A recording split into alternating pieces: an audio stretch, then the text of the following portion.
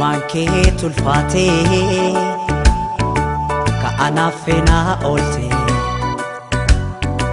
rakkinaaf gadadoo kan nafaan argitee anoo humnaan qabu waa tokko sin godhoo du'ee baaduu sillee aansinii hirraanfadhu anoo humnaan qabu waa tokko sin godhoo du'ee baaduu sillee aansinii hirraanfadhu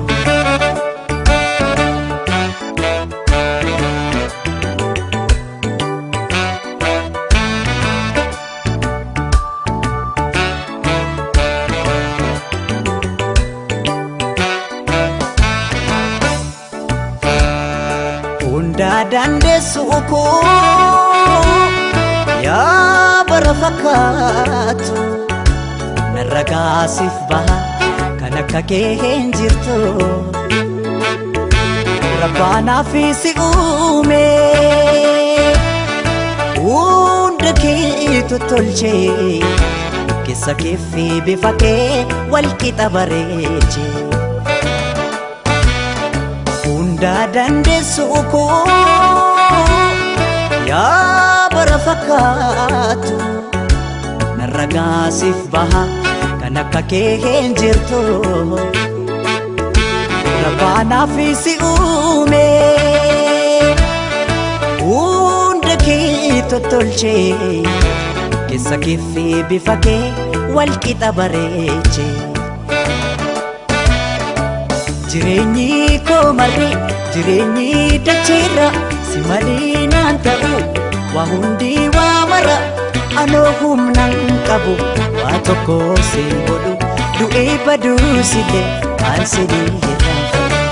Jireenyi koo marri jireenyi dacheerra si malee naan ta'u waa hundi waa mara anoo humnaan qabu waa tokko sin godhu du'ee baduu sillee aansinii hirraanfadhu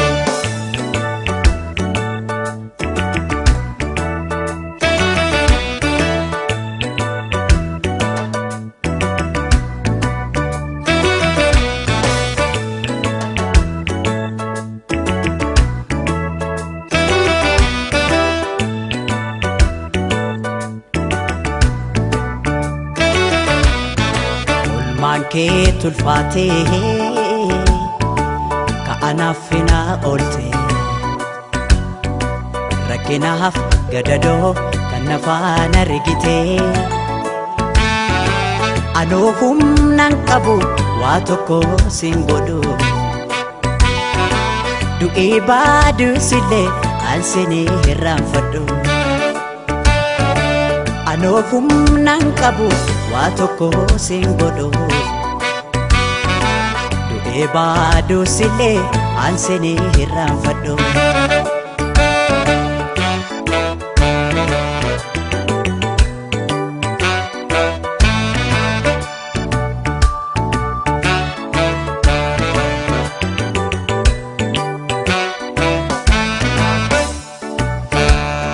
Kam himeen kam dhiisaa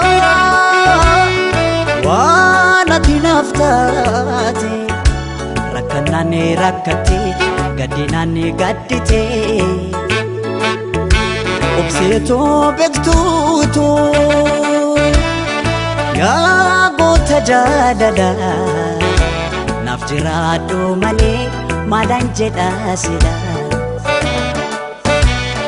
Kam himeen kam dhiisaa waan ati naaf taate Rakkanaan rakkate gaddinaan gaddite obsee koo beektuu koo yaa goota jaalala naaf jiraadhu malee maalaan jedhaa sila waa'ee kee ibsuudhaaf an jechootan qabu yoo jirtuun an jira kanaan achiin jiru anoo humnaan qabu waa tokko sin godhu du'ee baduu sillee aansinii hirraanfadhu